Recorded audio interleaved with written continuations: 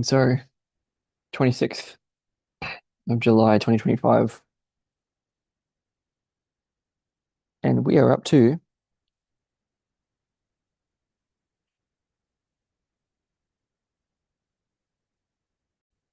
it's section 8 in Liber Secundus, second volume of the Red Book. It's entitled First Day. The reason for the confusion is that the handwritten draft has seventh adventure, first day, and the corrected draft has 7, the great encounter, first day, the hero from the east. Just can't decide what to call it. Anyway, it's the 8th section. So I'm just going to check the image.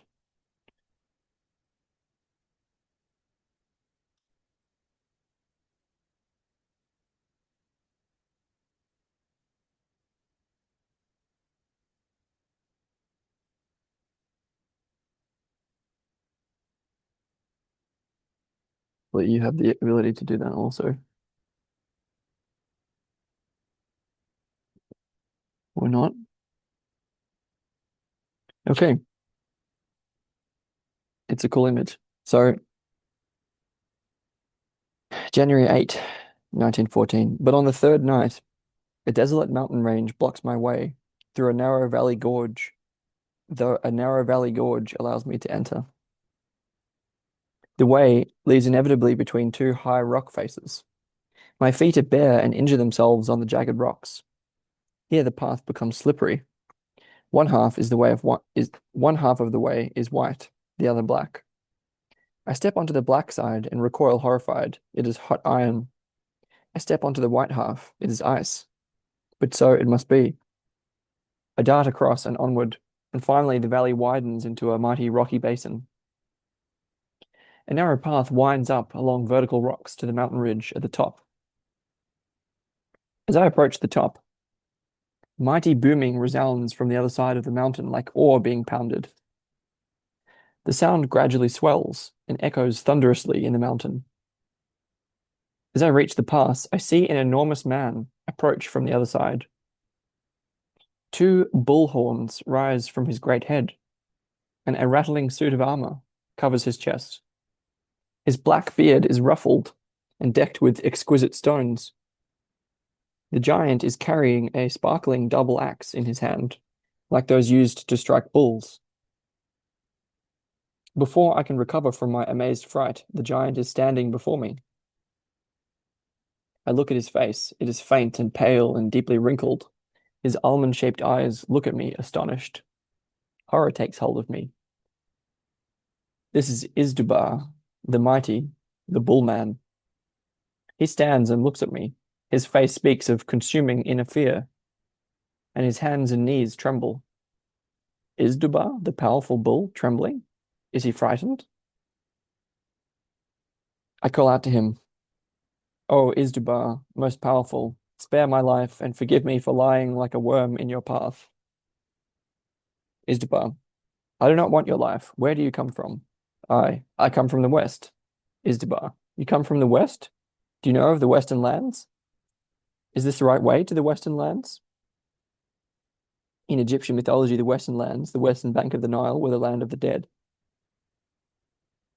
It's not clear why Egyptian mythology should be relevant here, but anyway, unless Gilgamesh originated with the Egyptians. Let me check that. Conclusion is that there are symbolic parallels. The Epic of Gilgamesh, and that's connected with Izdubar is also Gilgamesh, essentially. That's a Mesopotamian story, and Jung compares the symbolic parallels. In any case, is this right way to the Western lands? I come from a Western land whose coast washes against the great Western Sea. Izdubar, does the sun sink in that sea, or does it touch the solid land in its decline? The sun sinks far beyond the sea. Izdubar, beyond the sea? What lies there? There is nothing but empty space there. As you know, the earth is round, and moreover, it turns around the sun. Izdubar, damned one, where do you get such knowledge? So there is no immortal land where the sun goes down to be reborn. Are you speaking the truth? His eyes flicker with fury and fear. He steps a thundering pace closer. I tremble. I, oh, Izdubar, most powerful one, forgive my presumptuousness, but I'm really speaking the truth. I come from a land where this is proven science, and where people live who travel around the world with their ships. Our scholars know through measurement how far the sun is from each point of the surface of the earth. It is a celestial body that lies unspeakably far out in unending space. Izdubar, unending, did you say? Is the space of the world unending, and we can never reach the sun? I, most powerful one, insofar as you are mortal, you can never reach the sun. I see him overcome with suffocating fear. Izdubar, I am mortal, and I shall never reach the sun, and never reach immortality? He smashes his axe with a powerful, clanging blow on the rock. Izdubar, be gone, miserable weapon. You're not much use. How should you be of use against infinity, against the eternal void, and against the unreplenishable? There is no one left for you to conquer. Smash yourself. What's it worth? In the west, the sun sinks into the lap of glowing clouds in bright crimson. So go away, sun, thrice damned god, and wrap yourself in your immortality. He snatches the smashed piece of his axe from the ground and hurls it toward the sun. Here you have your sacrifice, your last sacrifice. He collapses and sobs like a child. I stand shaking and hardly dare stir. Izdubar, miserable worm, where did you suckle on this poison? I, oh, Izdubar, most powerful one, what you call poison is science. In our country, we are nurtured on it from youth, and that may be one reason why we haven't properly flourished and remain so dwarfish. When I see you, however, it seems to me as if we are all somewhat poisoned.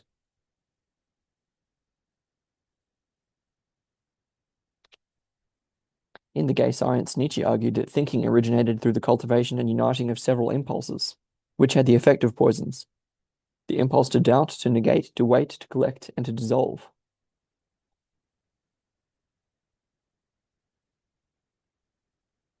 Izdubar, no stronger being has ever cut me down, no monster has ever resisted my strength.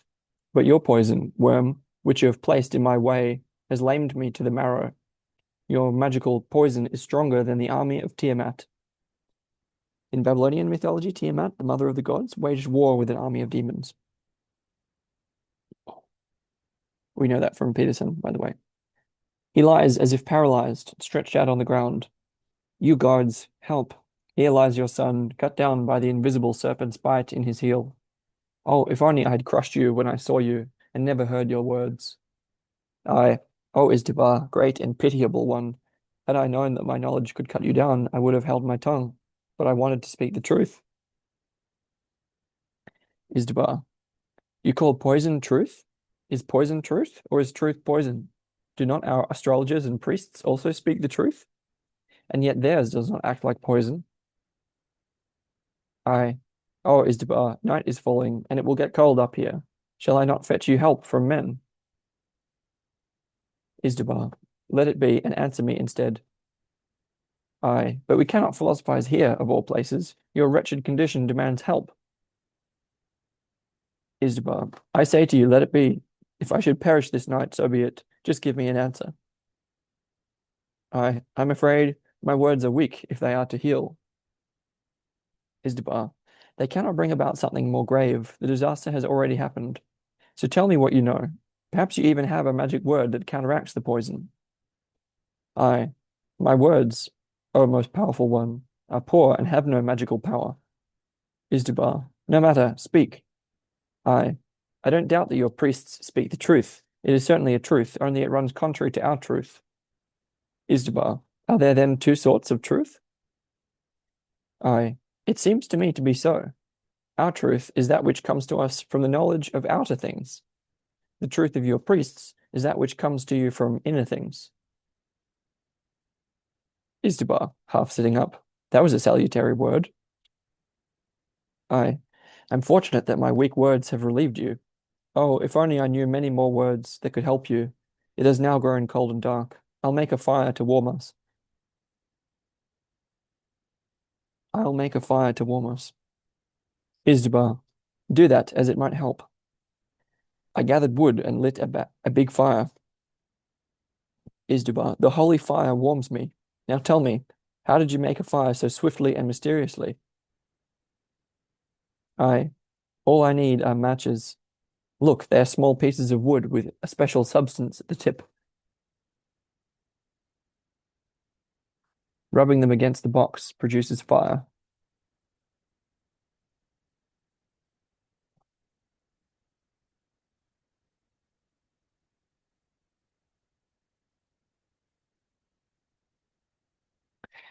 Izdubar, that is astonishing. Where did you learn this art?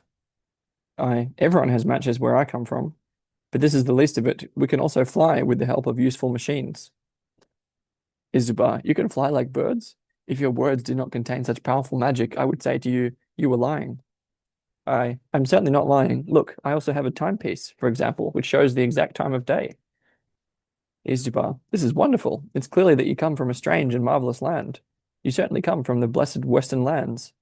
Are you immortal? I, immortal? There's nothing more mortal than we are.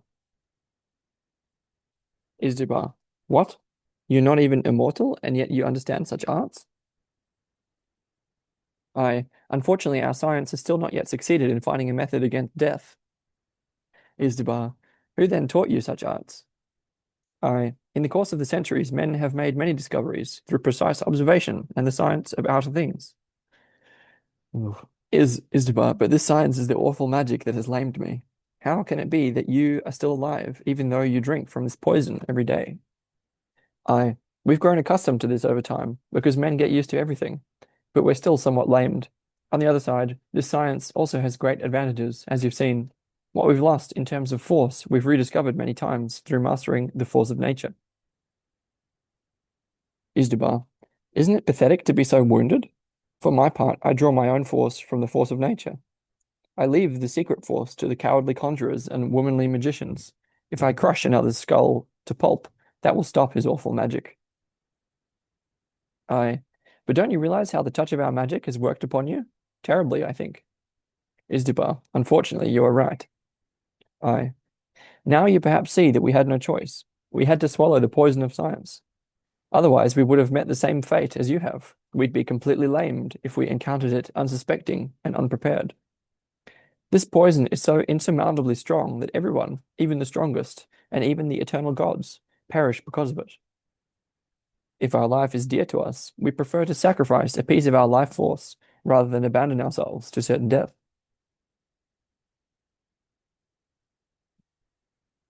Izdubar, I no long I no longer think that you come from the blessed western lands. Your country must be desolate, full of paralysis and renunciation.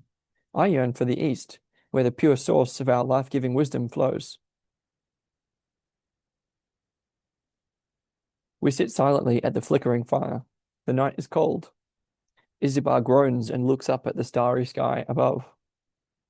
Izdubar, most terrible day of my life, unending, so long, wretched magical art. Our priests know nothing, or else they could have protected me from it. Even the gods die, he says. Have you no gods anymore? I, no, words are all we have. Izdubar, but are these words powerful? So they claim, but one notices nothing of this. Izdubar, do we not see the gods either, and yet we believe, sorry, we do not see the gods either, and yet we believe that they exist. We recognize their workings in natural events. I, science has taken from us the capacity of belief. Izdubar, what then? What, you've lost that too? How then do you live? We live thus, with one foot in the cold and one foot in the hot, and for the rest, come what may. Izdubar, you express yourself darkly. I, so it also is with us, it is dark. Izdubar, can you bear it? Not particularly well. I personally don't find myself at ease with it. For that reason, I've set out to the east, to the land of the rising sun, to seek the light that we lack. Where then does the sun rise? Izdubar, the earth is, as you say, completely round. Thus the sun rises nowhere. Thus the sun rises nowhere. I, I mean, do you have the light that we lack? Isdubar, look at me. I flourished in the light of the eastern world. From this you can measure how fruitful this light is. But if you come from such a dark land, then beware of such an overpowering light. You could go blind, just as we all are somewhat blind. I, if your light is as fantastic as you are, then I will be careful. Isdubar, you do well by this. I, I long for your truth. Isdubar, as I long for the western lands, I warn you. Silence descends. It is late at night. We fall asleep next to the fire. And then the further commentary.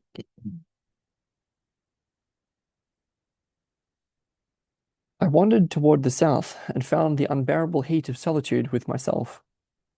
I wandered toward the north and found the cold death from which all the world dies. I withdrew to my western land, where the men are rich in knowing and doing, and I began to suffer from the sun's empty darkness. And I threw everything from me and wandered toward the east, where the light rises daily. I went to the east like a child. I did not ask, I simply waited. Cheerful flowery meadows and lovely spring forests hemmed my path. But in the third night, the heaviness came.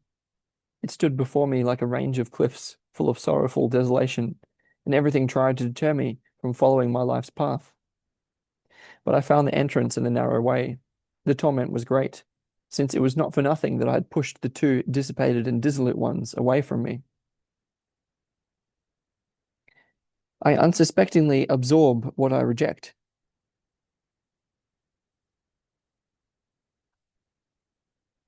What I accept enters that part of my soul which I do not know. I accept what I do to myself, but I reject what is done to me.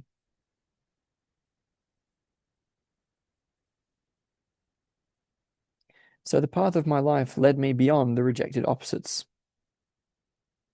united in smooth and, alas, extremely painful sides of the way which lay before me.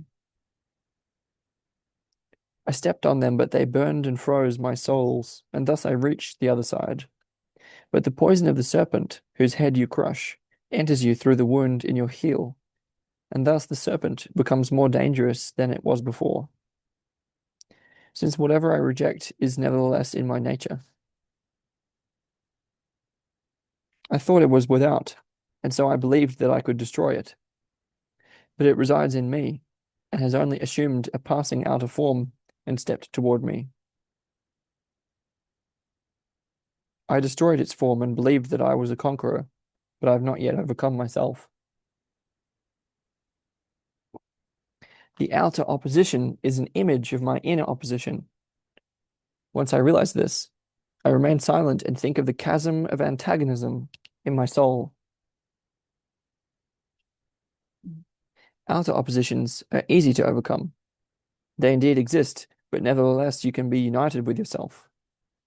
They will indeed burn and freeze your souls, but only your souls. It hurts, but you continue and look toward distant goals.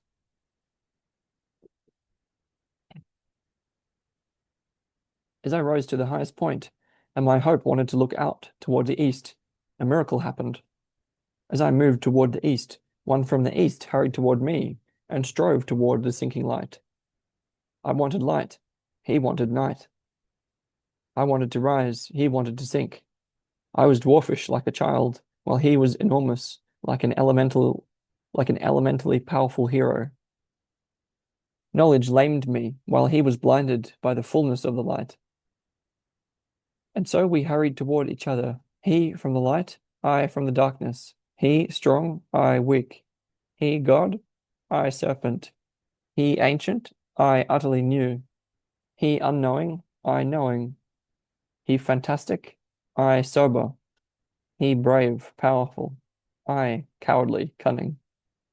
But we were both astonished to see one another on the border between morning and evening.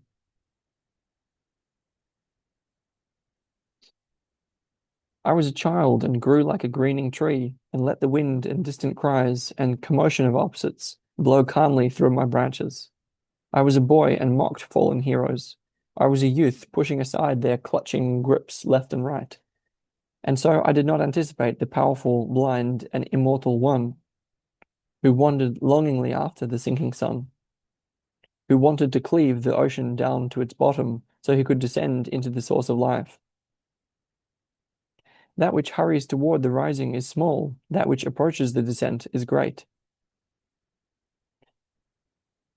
That which hurries toward the rising is small, that which approaches the descent is great. Hence, I was small, since I simply came from the depths of my descent. I had been where he yearned to be. He who descends is great, and it would be easy for him to smash me. A god who looks like the sun does not hunt worms, but the worm aims at the heel of the powerful one and will prepare him for the descent that he needs. His power is great and blind. He is marvelous to look at and frightening, but the serpent finds its spot, and little poison, and the great one falls. The words of the one who rises have no sound and taste bitter. It is not a sweet poison, but one that is fatal for all gods.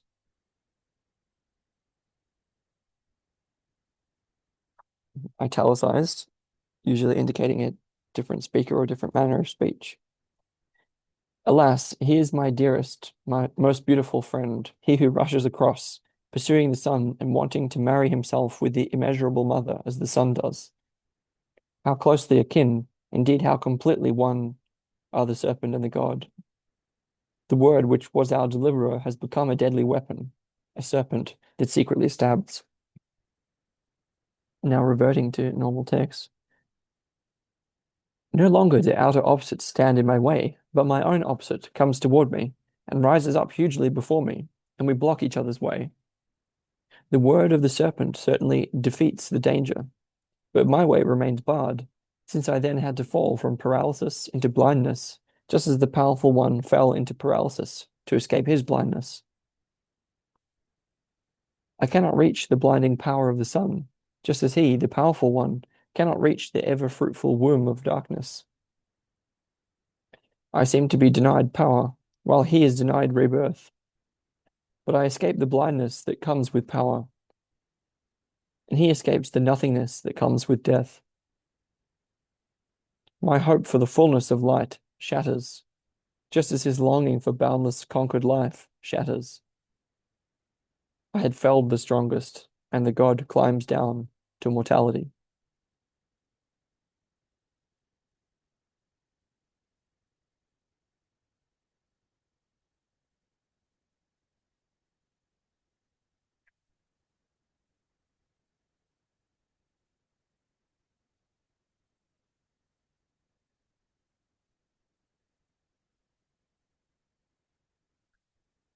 Again, italicized. The mighty one fell, he lies on the ground. This is what I saw in the dream. Power must subside for the sake of life. The circumference of outer life should be made smaller. The circumference of outer life should be made smaller.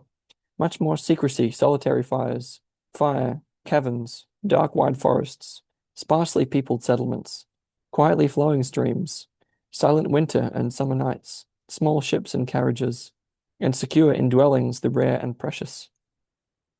From afar, wanderers walk along solitary roads, looking here and there. Hurrying becomes impossible. Patience grows.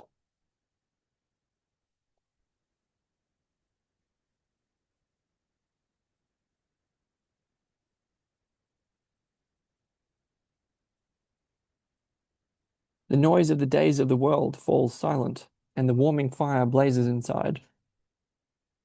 Sitting at the fire, the shades of those gone before wail softly and give news of the past.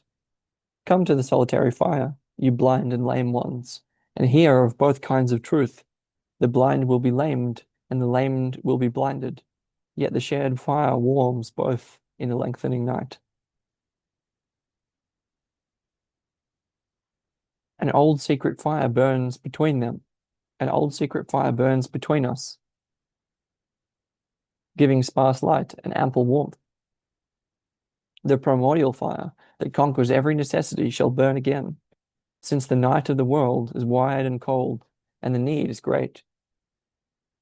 The well-protected fire brings together those from far away and those who are cold, those who do not see one another and cannot reach one another, and it conquers suffering and shatters need. The words uttered at the fire are ambiguous and deep and show life the right way. The blind shall be lamed, so that he will not run into the abyss, and the lamed shall be blind, so that he will not look at things beyond his reach with longing and contempt. Both may be aware of their deep helplessness, so that they will respect the holy fire again, as well as the shades sitting at the hearth, and the words that encircle the flames.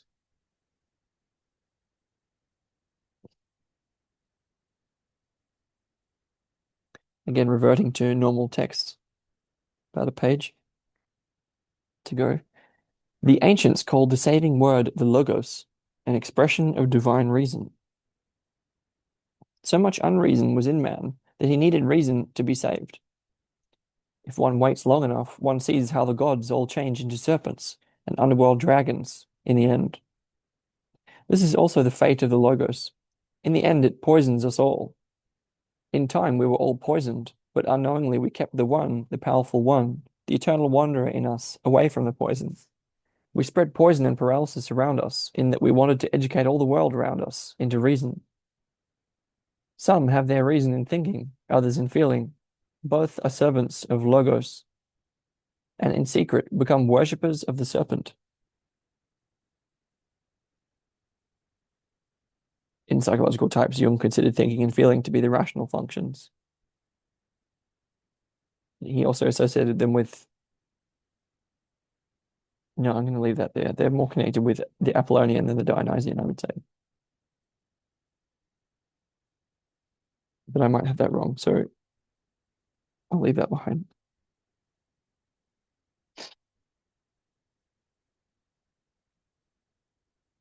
It's confusing because he seemed to associate feeling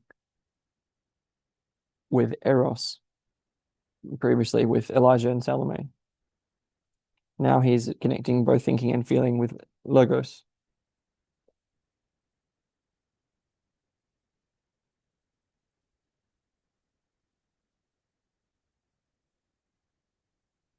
It's not clear. Some have their reason in thinking, others in feeling. Both are servants of Logos, and in secret become worshippers of the serpent. You can subjugate yourself, shackle yourself in irons, whip yourself bloody every day. You have crushed yourself, but not overcome yourself. Precisely through this, you have helped the powerful one, strengthened your paralysis, and promoted his blindness. He would like to see it in others and inflict it on them, and would like to force the Logos on you and others, longingly and tyrannically, with blind obstinacy and vacant stubbornness. Give him a taste of Logos. He is afraid, and he already trembles from afar, since he suspects that he has become outdated, and that a tiny droplet of the poison of Logos will paralyze him. But because he is your beautiful, much-loved brother, you will act slavishly toward him, and you would like to spare him as you have spared none of your fellow men. You spared no merry and no powerful means to strike your fellow men with the poisoned arrow. Paralyzed game is an unworthy prey. The powerful huntsman who wrestles the bull to the ground and tears the lion to pieces and strikes the army of Tiamat is your bow's worthy target. The draft continues. As David, you may slay him, Goliath, with a cunning and impudent slingshot.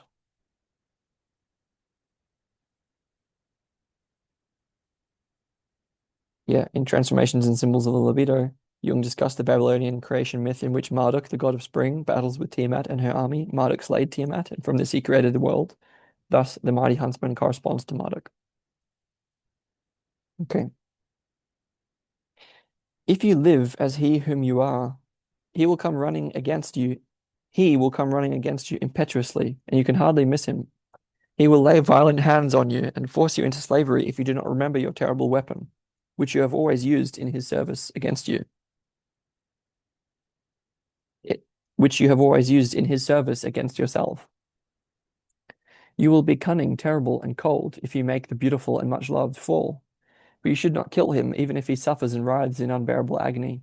Bind the holy Sebastian to a tree, and slowly and rationally shoot arrow after arrow into his twitching flesh. Saint Sebastian was a Christian martyr persecuted by the Romans who lived in the 3rd century. He was often depicted tied to a tree and shot with arrows. The earliest such representation is in the Basilica Sant Apollinare Nuovo in Ravenna. When you do so, remind yourself that each arrow that strikes him spares one of your dwarfish and lame brothers. So you may shoot many arrows. But there is a misunderstanding that occurs all too frequently and is almost ineradicable. Man always wants to destroy the beautiful and much loved outside of themselves, but never within themselves.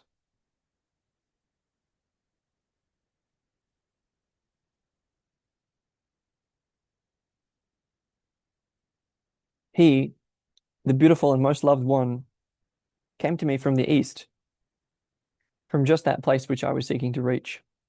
Admiringly, I saw his power and magnificence, and I recognized that he was striving for precisely what I had abandoned, namely my dark, human, milling crowd of abjection. I recognized the blindness and unknowingness of his striving which worked against my desire. And I opened his eyes and lamed his powerful limbs with a poisoned stab. And he lay crying like a child, as that which he was, a child, a primordial grown child that required human logos. So he lay before me, helpless, my blind God, who had become half-seeing and paralyzed. And compassion seized me, since it was plain to me that I should not let him die, he who approached me from the rising, from that place where he could be well, but which I could never reach.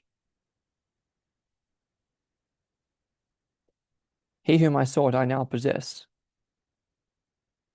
The East could give me nothing other than him, the sick and fallen one. You need to undertake only half of the way. He will undertake the other half. If you go beyond him, blindness will befall you. If he goes beyond you, paralysis will befall him. Therefore, and insofar as it is the manner of the gods to go beyond mortals, they become paralyzed and become as helpless as children. Divinity and humanity should remain preserved, if man should remain before the god, and the god remain before man.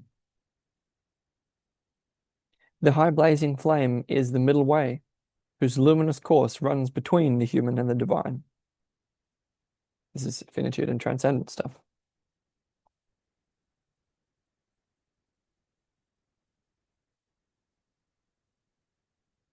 The divine primordial power is blind, since its face has become human. The human is the face of the Godhead. If the God comes near you, then plead for your life to be spared, since the God is loving horror. The ancient said, "It is terrible to fall into the hands of the living God."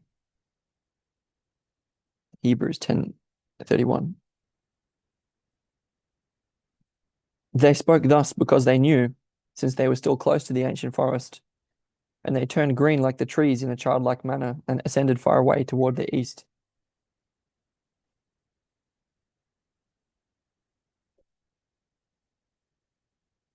Consequently, they fell into the hands of the living God.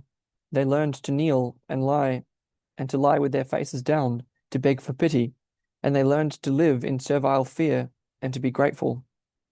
But he who saw him, the terrible, beautiful one, with his black velvet eyes and the long eyelashes, the eyes that do not see but merely gaze lovingly and fearfully, he has learned to cry out and whimper, so that he can at least reach the ear of the Godhead. Only your fearful cry can stop the God. And then you see that the God also trembles, since he stands confronting his face, his observing gaze in you, and he feels unknown power. The God is afraid of man.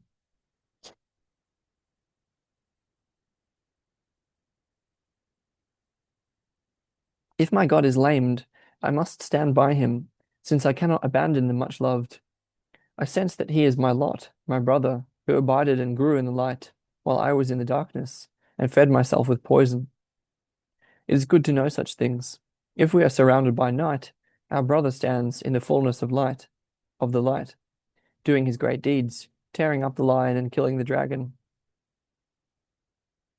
And he draws his bow against ever more distant goals until he becomes aware of the sun wandering high up in the sky and wants to catch it. But when he has discovered his valuable prey, then your longing for the light also awakens. You discard the fetters and take yourself to the place of the rising light. And thus you rush toward each other. He believed he could simply capture the sun and encountered the worm of the shadows. You thought that in the east you could drink from the source of the light and catch the horned giant, before whom you fall to your knees. His essence is blind, excessive longing and tempestuous force. My essence is seeing limitation and the incapacity of cleverness. He possesses in abundance what I lack. Consequently, I will also not let him go, the bull god, who once wounded Jacob's hip and whom I have now lamed. I want to make his force my own. That refers to Jacob's wrestling with the angel in Genesis 32, 24 to 29, which reads, And Jacob was left alone, and there wrestled a man with him until the breaking of the day. And when he saw that he prevailed not against him, he touched the hollow of his thigh, and the hollow of Jacob's thigh was out of joint, as he wrestled with him. And he said, Let me go, for the day breaketh. And he said,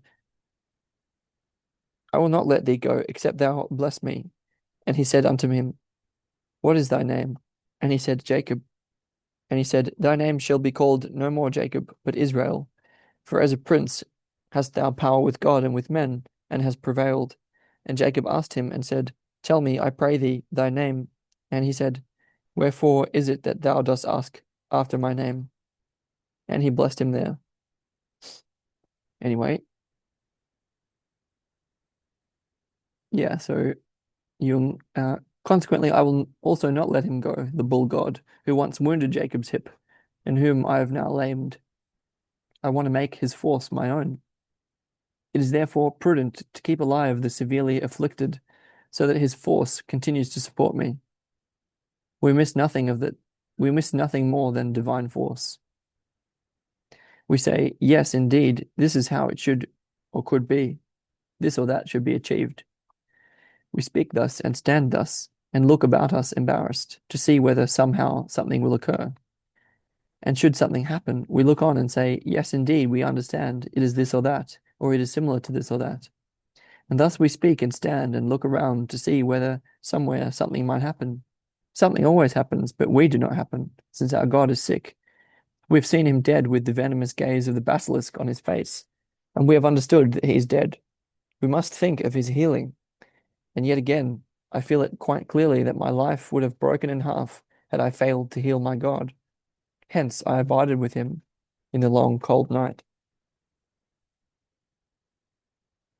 And it finishes with two images. Images 44 and 5. Wow.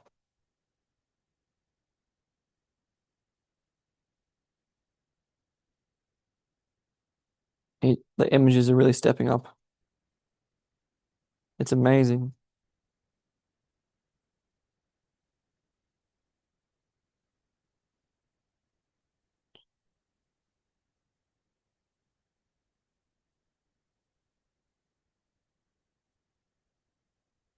Okay, that was the 8th section in Liber Secundus, second volume of the Red Book, and it was entitled First Day, or The Great Encounter, First Day, the Hero from the East.